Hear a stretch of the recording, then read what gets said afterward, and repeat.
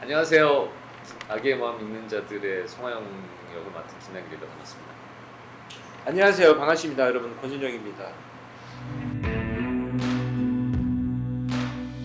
사회 구성원으로서 뭔가 할 수 있어. 나는 내가 먹고 살지만 내 일로 인해서 남들이 좀 좋은 일이 있을 거야 라고 하는 것이 사회적 관계인데, 여기에서 배제됐다고 생각하는 것이 사회적 배제감이거든요. 상대적 박탈감이 10개의 어떤 그 고통을 갖고 있다면, 배제감은 90의 고통을 갖고 있다. 그래서 사회적 유대관계가 단절돼요. 왜? 내가 사회 구성원으로서 할 수 있는 게 다 박탈됐는데, 내가 지나가다 화가 나서 너를 때렸어. 그때 내가 왜 너한테 미안해야 되냐. 이런 관념으로 발전을 해요.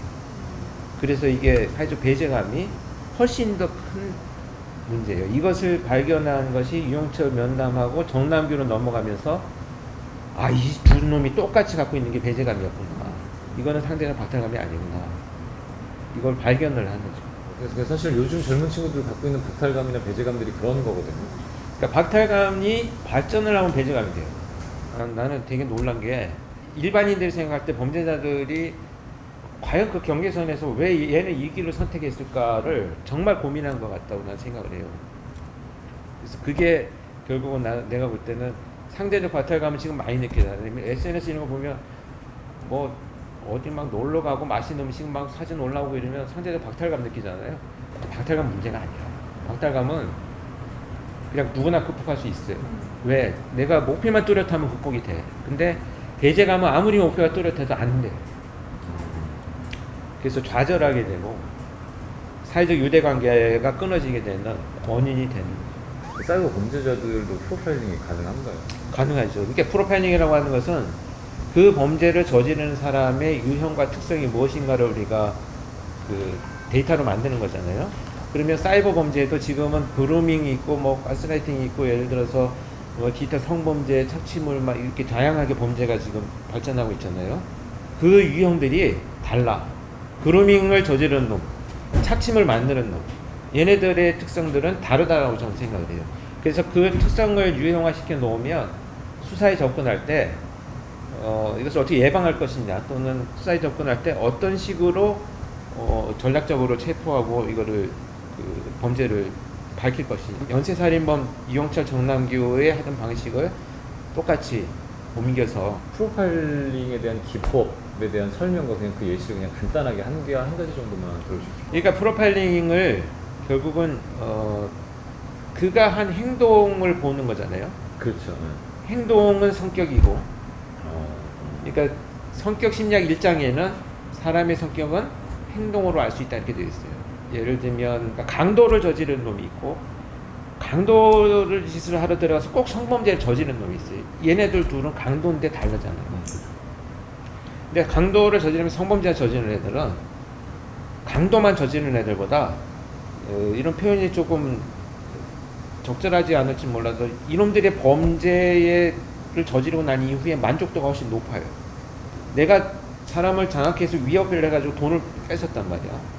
그것으로 만족감을 느끼는 범죄자들 유형이고, 성범죄를 저지르는 것은 한 사람의 인생을 내가 파괴했다라고 하는 훨씬 더 잔혹한 의도를 갖고 있는 놈들이기 때문에 자기가 한 행동, 성범죄라고 하는 이 행동에 대해서 훨씬 더 그 만족감을 더 크게 느끼거든요.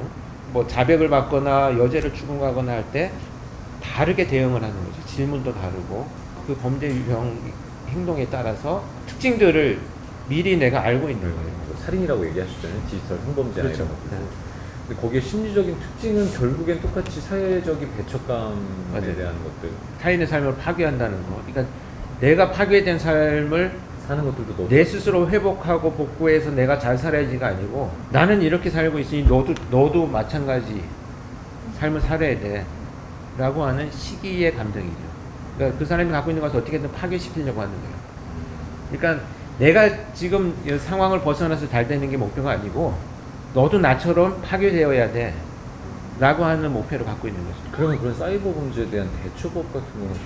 그러니까 그 사이버 문제를 저지르는 자들의 그 배경들이 기존의 연쇄살인범처럼 학대나 뭐 이런 것들이 있었는지, 또는 어떤 배경 때문에 이런 영향을 받아서 지금 이런 범죄를 저지르는 것이 실행을 하게 됐는지, 이런 걸 찾는다면 이걸 통해서 이제 프로파일링도 하고 예방도 할 수 있는. 그럼 만약에 교수님 말씀대로라면 누군가가 옆에 있어, 부모가 있었고 이야기해줄 사람이 옆에 있었고, 근데 그런 지설 범죄들이나 이런 것들도 어떻게 보면 사실은 뭐 인스타나 이런 것들에 공허한 것들을 더 올리고 남들한테 보여주기 위한 그런 삶을 살면서 어떤 시대적으로 상대적인 박탈감을 더 갖게 되고, 박탈감들이 더 확장을 갖게 되면 이제 배제감이 된다고 얘기하셨잖아요. 근데 그러면 만약에 주변에서 이제 그런 사람들한테 뭐 따뜻한 말 한마디나 좀 그 사람들의 이야기를 들어주는 사람들이 주변에 있다면, 한마디로 얘기하면 좋은 사람들이 있어서 좋은 의미의 취지의 교육적인 부분들을 같이 옆에서 함께 할 수 있으면 그런 것들이 좀 줄어들 수 있다는 얘기.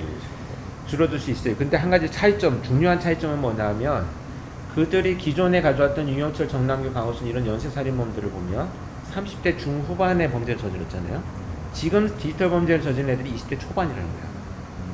그렇다라고 한다면 사회에 대한 막연한 분노보다는 사회적 영향을 받은 그 범죄를 저지를 당시의 상황에 대한 압력들이 성장기에 기존 연쇄살인범들이 가져왔던 압력보다 훨씬 더 크다는 거거든요. 그러니까 얘네들이 지금 조주빈이나 이런 애들이 막 학대가 있고 유영철처럼 이렇게 살아와서 25살에 그 범죄를 저질렀느냐, 그렇게 보기보다는 그런 압력 때문에 연쇄살인을 저질렀던 놈들이 있다면 지금의 시대에는 그런 압력이 없더라도 사회적으로 받는 압력이 훨씬 더 크기 때문에 그러니까 누군가 도움이 되는 따뜻한 말 한마디가 중요하지만 그보다 더 중요한 것은 얘가 어떤 측면의 사회적 압력을 받느냐라고 하는 심리학의 문제가 아니고 사회 심리학의 문제로 접근을 해야 되는 거예요. 저 사실은 디지털 범죄나 아니면 여러 가지 성범죄 이런 것들 못지않게 사실 초범소년 범죄자들의 사실 문제가 되게 많아요. 그렇지, 맞아요. 네.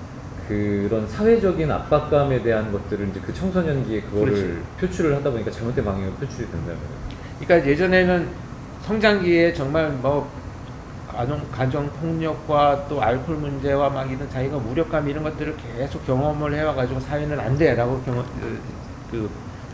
왜곡된 관념을 가지게 되었다라고 한다면 지금은 애초에 그런 것들이 좀 포함이 되어 있겠지만 그것보다 훨씬 더 큰 것이 사회적으로 받는 압력이나 압박이 훨씬 큰 것이 중2병입니다.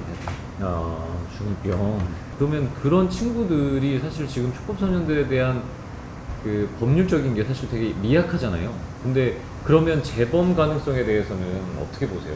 그 처벌을 명확하게 하지 않으면, 아니면 하면은 재범 가능성이 낮아지는 거라고 생각하시는지. 재범 가능성은 본질이 없어지는 한 계속 범죄가 이어질 거라고 저는 생각해요. 그러니까 무슨 얘기냐면 우리가 이 공격성이라고 하는 것이 인간이 가지는 기본적인 감정이에요. 공격성이 없으면 안 돼. 심리학에서의 공격성은 뭐냐면 공격성에 여러 목표가 있는데 그 중에 제일 중요한 것이 자신을 지키기 위한 것이 공격성에 포함이 돼요. 그러니까 공격적으로 우리가 마케팅을 좀 공격적으로 해봐 이런 것은 공격성이 아니고 강한 자기 주장을 우리가 공격성이라고 표현하는 것 뿐이에요. 근데 공격성이라고 하는 것은 뭐냐면 누군가 나를 침해하려고 할 때 내가 공격성이 없다면 그냥 그 폭력이나 공격을 그냥 당해야만 돼. 근데 나를 유지하기 위해서 반드시 필요한 것이 공격성인데 문제가 되는 건 뭐냐, 이 공격성이 그렇게 기본적으로 자신을 보호하려고 하는 공격성이 아니고 그 공격성을 통해서 자신의 감정을 해소하려고 하는 공격성을 드러내는 것이 문제잖아요. 근데 이 자극에 대해서 반응을 하는 것이 공격성인데 이 자극에 어떤 부정적인 자극이 있을 때 대부분 어떻게 생각하냐면 누군가 나를 무시했어. 막 무시하는 이런 평가를 하면 그래, 이번 일은 사실은 나도 좀 문제가 있었어. 좀 합리적으로 따져보니까 내가 좀 잘못 생각한 것 같아. 이렇게 공격을 받았지만 반드시 부정적이지는 않을 수 있어요.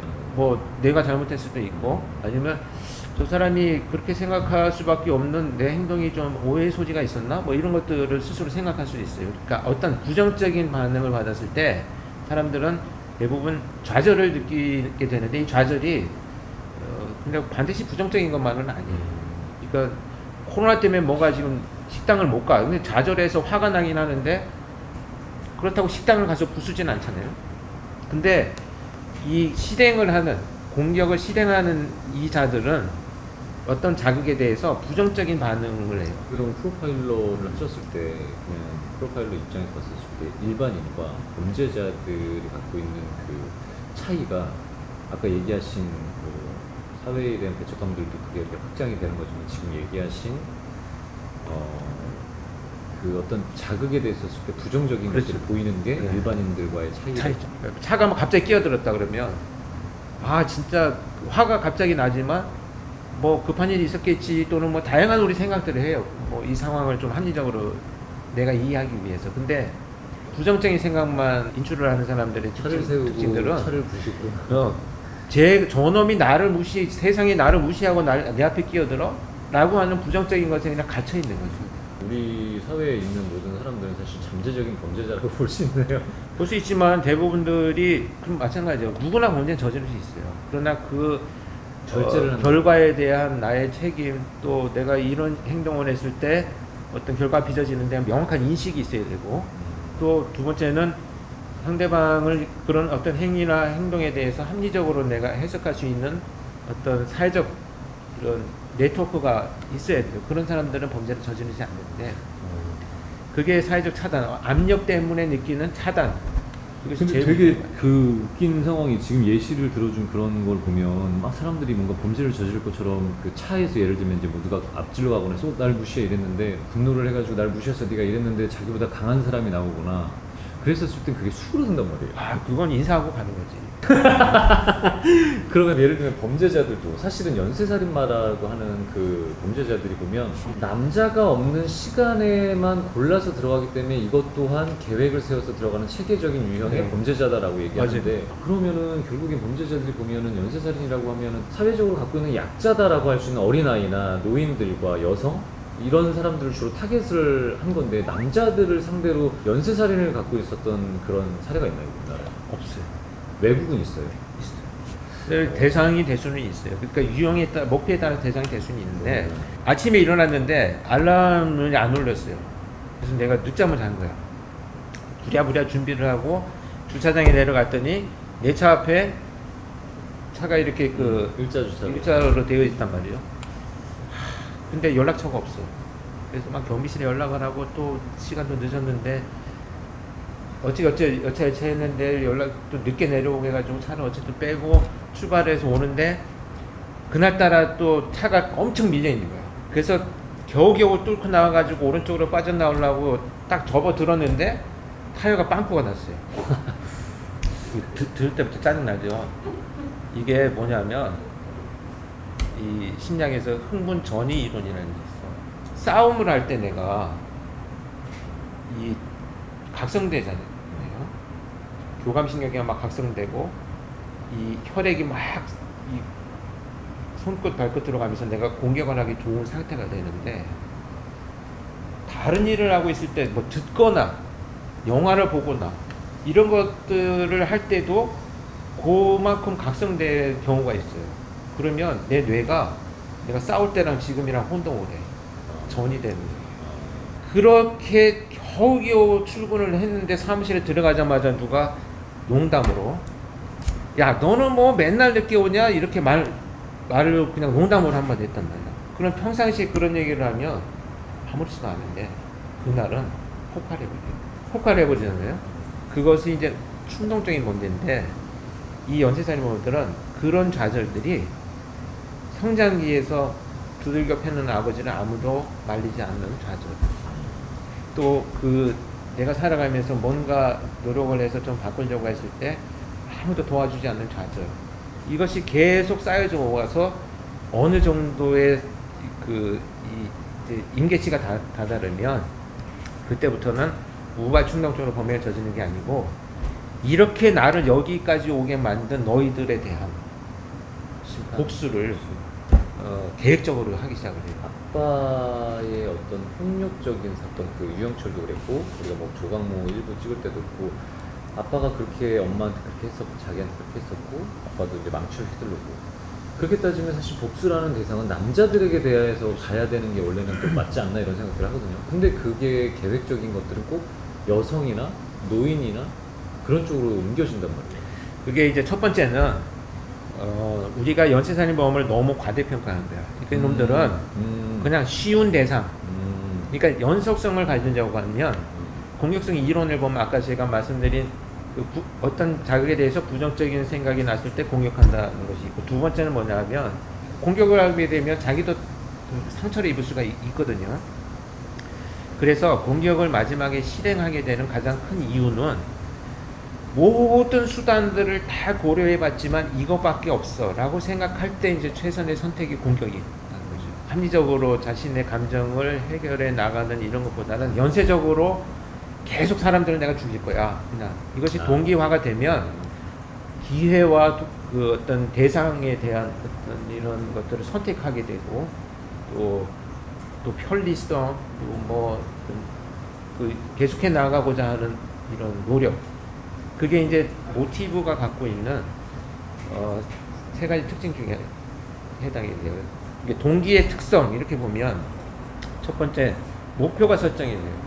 어떤 목표냐? 예를 들면 내가 A 장소에서 B까지 가는데 편하게 가고 싶어라고 하는 동기가 설정이 되면 그 목표가 생기잖아요. 편하게 가고 싶어. A 장소에서 B 장소를 가야 돼요. 근데 뭐 둘러보고 갈까? 여행을 하면서 구경하면서 갈까? 아니면 편하게 갈까? 목표가 설정이 돼요. 두 번째는 목표가 설정이 되면 어떤 방식으로 할 건지 방향성이 설정이 돼요. 예전에 내가 그 프로파일 처음 할 때 출근 시간에 언제나 앉아서 갈 수 있어요. 그래서 그 지하철 타고 출근을 하는데 서울청에 문제는 뭐냐? 지하철이 이렇게 길게 있으면 맨 끝으로 내가 내려가게 되거든. 집에서 오면 이렇게. 근데 서울청은 5호선에 광화문에 내리면 거기는 1번, 5번 출구가 서울청으로 나가는 길이고 뒤로 나가면 교보로 가버려요. 그래서 끝에서 내가 이렇게 오면 항상 맨 앞으로 걸어가. 왜냐면 출근 시간에 복잡할 때 딱 도착하면 계단 올라가야 되고, 그러니까 목표가 설정되잖아요. 아, 출근 시간에 편하게 가야 되겠구나. 그러면 어떻게 해야 되지? 방향이 설정이 돼. 맨 앞으로 가야 되겠구나. 이것이 목표가 동기화된 것이 계속 반복되다 보면 이게 습관이 돼요. 그래서 이 동기가 습관이 되는. 어떤 이후에 내가 본청으로 발령이 났음에도 불구하고 지하철만 타러 가면 한 2년 동안 이상하게 내가 그냥 아무 생각 없이 맨 앞에 가 있는 거야. 광화문을 갈 때도 맨 앞에 가 있고 나 혼자 그냥 그게 습관이 돼버리는 거예요. 그래서 이 동기가 이렇게 형성이 되면 그 목표가 설정이 되고 방향이 제시되고 습관이 돼요. 그래서 연쇄살인범은 똑같아요. 자기가 하던 방식이 습관이 되고 그게 계속 유지되는 게 시그너처가 되는 거고, 그렇게 하다 보니까 좋아. 그래서 여성이 계속 선택되고 약자들이 있는 시간이 선택되고, 이런 집에 들어가면 의외로 침입이 용이한데 이것이 이제 자기가 이제 그 시그너처가 돼버리는. 사실 유영철은 동기가 형성되고, 동기가 형성이 돼서 그렇게 습관이 되고 그 습관이 그렇게 계속 들어간 거지, 마치 벌을 내리기 위해서 이제 유영철은 그렇게 거창하게. 그렇지 그게 정답이에요. 그러니까 이춘재 때 그 얘기를 했었잖아요. 내가 이놈이 이춘재 작년에 잡혀가지고 그 내가 인터뷰를 하면서 이놈의 시그너처는 매듭이다라고 했더니 그 다음날 이놈이 재판정에 나와가지고 그 얘기를 했거든. 나는 시그너처 이런 거 없다. 범죄하려면 묶어야 되고 뭐 그러다 보니까 그냥 계속 묶은 거지. 그게 무슨 시그너처냐. 그래서 야, 그게 시그너처야. 왜? 자기가 피해자를 통제하려면 결박을 해야 되고 살아있는 동안에 결박을 해갖고 자기 감정을 표출하려면 안 죽고 오래 살아있으려면 결박을 해서 자기가 통제해야 되잖아.